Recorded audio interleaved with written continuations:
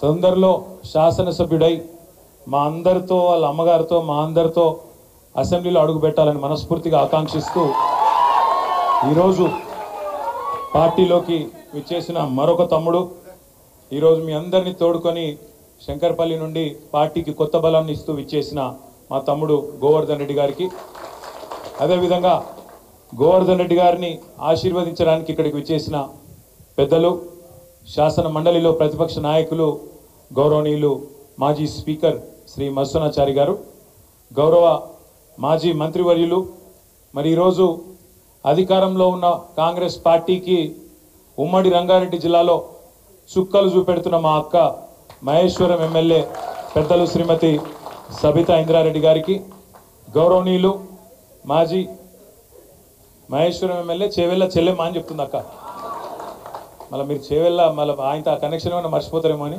చేవెళ్ళ చెల్లెమ్మ plus Chevella ఆడబిడ్డ, చేవెళ్ళ కోడలు, అదేవిధంగా మరొక మాజీ మంత్రివర్యులు పెద్దలు శాసన మండలి సభ్యులు మొహమ్మద్ మహమూద్ అలీ గారు, గౌరవ వికారాబాద్ జిల్లా పార్టీ అధ్యక్షులు వికారాబాద్ మాజీ శాసనసభ్యుడు సోదరుడు డాక్టర్ మెతుకు ఆనంద్ గారు, మల్కాజ్గిరి పార్లమెంటు నియోజకవర్గ ఇన్ఛార్జ్ సోదరులు రాగిడి లక్ష్మారెడ్డి గారు, మరి మొన్ననే రేవంత్ రెడ్డి యొక్క దౌర్జన్యాన్ని ఎదుర్కొని కొడంగల్ రైతుల కోసం 37 రోజులు జైలు జీవితం అనుభవించిన చెరగని చిరునవ్వుతో మళ్ళీ మన ముందుకు విచ్చేసిన సోదరుడు మాజీ ఎమ్మెల్యే కొడంగల్ పట్నం నరేందర్ రెడ్డి గారు, గౌరవ మాజీ రాజ్యసభ సభ్యులు మన పార్టీ కార్యాలయానికి జనరల్ సెక్రటరీగా బాధ్యత వహిస్తున్న గౌరవ పెద్దలు అన్న రావుల చంద్రశేఖర్ రెడ్డి గారు, వేదికపై ఆసీనులైన ఆంజనేయులు గారు, ఇంకా మా కృష్ణారెడ్డి గారు, అదేవిధంగా నాగేందర్ గౌడ్ గారు, వెనుకకు మా పార్టీ అధ్యక్షుడు సోదరుడు గోవర్ధన్ గారు, వేదిక మీద ఎవరెవరో పేర్లు అయితే నాకు వెనుక దాక్కున్నారు కాబట్టి కనబడతలేరు, వాళ్ళందరికీ, వేదిక ముందున్న మా అన్నదమ్ములకు, వెనుక కూర్చున్న అక్క చెల్లెళ్లకు, పాత్రికేయ మిత్రులకు పేరు పేరున అందరికీ ఈరోజు కేసీఆర్ దళంలోకి గులాబీ వనంలోకి మీ అందరికీ పేరు పేరున స్వాగతం సుస్వాగతం హృదయపూర్వకంగా తెలియజేస్తా ఉన్నాం. అక్క ఇప్పుడే చాలా విషయాలు చెప్పడం జరిగింది, పెద్దలు మత్స్యనాచారి గారు కూడా చాలా విషయాలు చెప్పడం జరిగింది. నిన్న అక్కడ రేవంత్ రెడ్డి గారి నాయకత్వంలో గాంధీ భవన్లోనో ఎక్కడనో కాంగ్రెస్ వాళ్ళ మీటింగ్ జరిగింది, మరి మీరు టీవీలో పేపర్లో చూడొచ్చు. ఢిల్లీకి వెళ్ళి కొత్త ఇన్ఛార్జ్ గారు వచ్చిండ్రు, వారికి స్వాగతం పలుకుతూ కాంగ్రెస్ వాళ్ళు సమావేశం పెట్టిండ్రు. అందులో 3 ఆనిముత్యాలు లాంటి మాటలు నేను చూసిన. 3 ఆనిముత్యాలు, 1 కాదు 2 కాదు 3. ఒకటి రేవంత్ రెడ్డి గారు సెలవిచ్చిండ్రు, ఏమని, మంచి మైకులలో చెప్పాలి, చెడు చెవుల్లో చెప్పాలి అన్నాడు. నేను రేవంత్ రెడ్డి గారికి చెప్పేది ఏంటంటే, మంచి మైకులో చెబుదామంటే ఫస్ట్ నువ్వు చేసిన మంచి అయితే లేదు, రెండవది మైకులో చెబుదామంటే కరెంట్ కట్ అవుతుంది, ఏం చేయాలి మరి, మంచి ఆడికెళ్ళి చెప్పాలి, మనం చేసింది ఉంటేనేమో చెప్తా అనుకుంటుంది.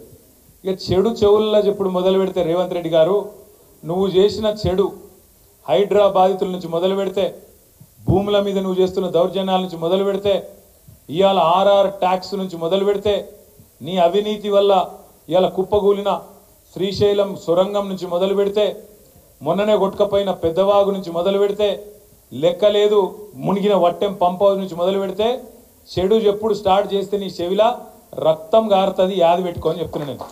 ఎందుకంటే చెడు చెవులో చెప్పాలి, మంచి మైకులో చెప్పాలి అని చెప్పి రేవంత్ రెడ్డి గారు చాలా తెలివిగా చెప్పినా అనుకొని ఆయనదైన డైలాగులు కొడుతున్నాడు. ఇంకా విచిత్రం అనిపించింది నాకు, ఆమె పాపం ఢిల్లీ నుంచి ఒక పెద్ద మనిషి వచ్చింది ఇన్ఛార్జ్ మీనాక్షి గారు, ఆమె చెప్తున్నారు, మీనాక్షి గారు ఆమె ఎయిర్పోర్ట్లో దిగంగానే కాంగ్రెస్ వాళ్ళట కొంతమంది ఆయనతో ఆమె బ్యాగులు మోసేందుకు గురికొచ్చిరాడ, ఏది రైల్వే స్టేషన్లో దిగంగానే బ్యాగులు మోసేందుకు గురికొచ్చిరాడ. చాలా తప్పు, మీరు బ్యాగులు మోయొద్దు, బ్యాగులు మోసి మీ ఆత్మగౌరవాన్ని దెబ్బతీసుకోవద్దు అంటుంది.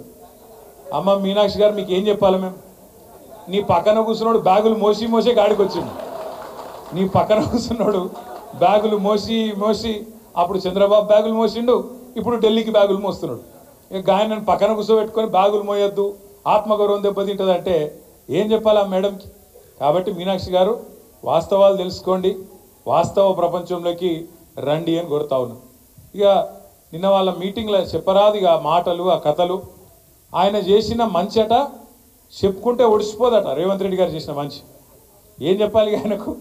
ఈ 15 నెలల కాలంలో మీరందరూ వాట్సాప్లు చూస్తున్నారు, యూట్యూబ్లు చూస్తున్నారు. ఇప్పుడు ఇక్కడ వచ్చిన ఆడబిడ్డలు ఒక 200 మంది ఉన్నారు. ఏ ఒక్కల దగ్గర నీ గొట్టం తీసుకుపోయి వాళ్ళ ముఖం కూడా పెట్టురు. ఇప్పుడు వాళ్ళు ఎట్లా మాట్లాడుతున్నారు అంటే, నేను అమ్మతోటి చెప్తున్నా, తెలుగు భాషలో గిన్ని తిట్లుంటాయని నాకు తెలియదు. చూస్తుండ్రా అమ్మ ఏమేమి మాట్లాడుతుండ్రో రేవంత్ రెడ్డి గురించి. అరే అరే అరే ఏం తిట్లు అవి, ఏం తిట్లు! మనిషి అంటోడు ఇంకోడు రోషం ఉన్నోడైతే ఈ పాటికి ఇక్కడ పాడుపడ్డ బాయి చూసుకొని దూకి వస్తుండే. రేవంత్ రెడ్డి కాబట్టి బ్రహ్మాండంగా బతికేస్తున్నాడు. ఇంకా మంచి చేసినా డైలాగులు కొడుతున్నాడు. నేనేమంటున్నా అంటే, అధికారం ఎవరికి శాశ్వతం కాదు. సరే, తెలంగాణ రాష్ట్రం కోసం కేసీఆర్ గారు 14 ఏళ్ళు కష్టపడ్డాడు, కొట్లాడిండు. తెలంగాణలోని అన్ని కులాలు, అన్ని మతాలు, అన్ని పార్టీలు అందరిని ఏకం చేసి ఢిల్లీ పెద్దల మీద ఒత్తిడి తెచ్చి ఆఖరికి సావు నోట్లో తలబెట్టి ఇస్తరా సస్తరా అని చెప్పి మెడ మీద కత్తి పెట్టి మొత్తానికి తెలంగాణ తెచ్చిన నాయకుడు మన నాయకుడు కేసీఆర్ గారు. ఇవాళ ఇప్పుడే అక్క చెప్పింది, తెలంగాణలో ఎవరికి సంతోషం వచ్చినా దుఃఖం వచ్చినా కేసీఆర్నే యాద్ చేసుకుంటానని.